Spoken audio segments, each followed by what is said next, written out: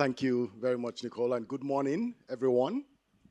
Thank you for joining us this morning. We may be small, but we shall be persistent as we head towards the end game.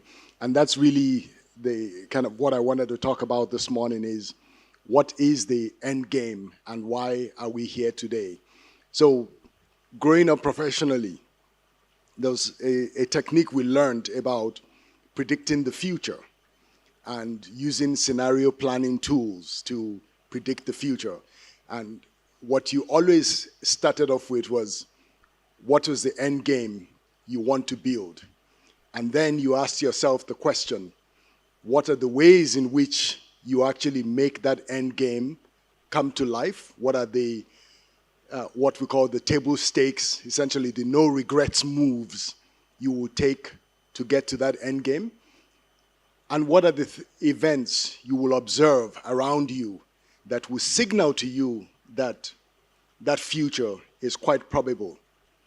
But the other thing you also learned was that the end game you want may not always actually come to fruition, because if you've been a good consultant, you take a 2x2 box and the event drivers, and you know that maybe the end game you want is in the top right-hand corner, but there are other end games in the bottom left corner, top left corner, etc.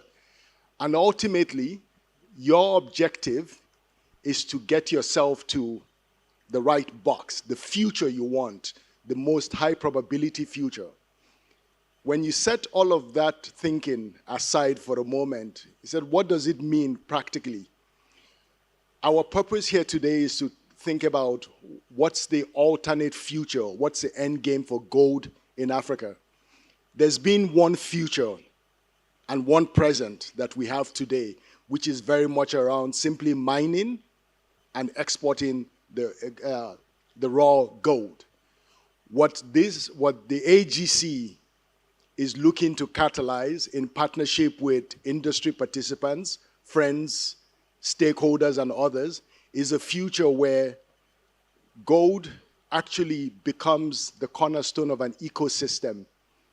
Gold has multiple uses on the continent, from helping reserve management to gold as a gift, a more pervasive cultural gift, to gold as a basis for financial transactions, including ETFs, tokenization, etc., the use of gold in industrial purposes and other areas. What that possible future requires is shared action and behavior on the part of all of us. We cannot do it alone, you cannot do it alone, but we do believe that if we partner and collaborate, that future can be achieved.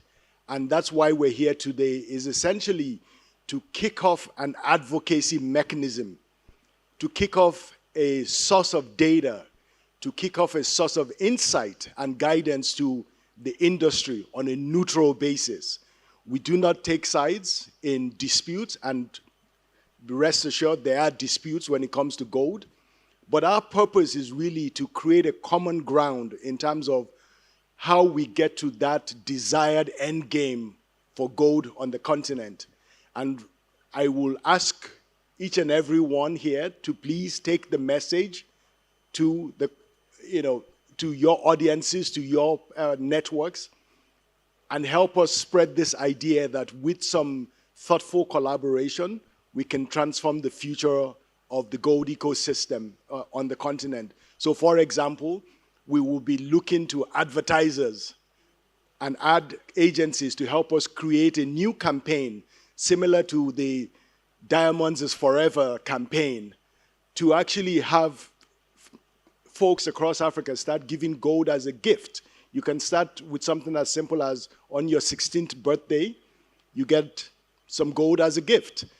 That way, we invent a market for gold on the continent that builds on our legacy rather than simply exporting it out and leaving the value out in the world. We want some of that value to be captured on this continent.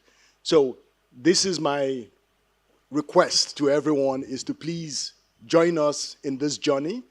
It may not be something that is easy, but we are committed to education, we're committed to partnership, we're committed to working together to transform this industry. So welcome, and I will turn it over to my panel for their discussions. Thank you.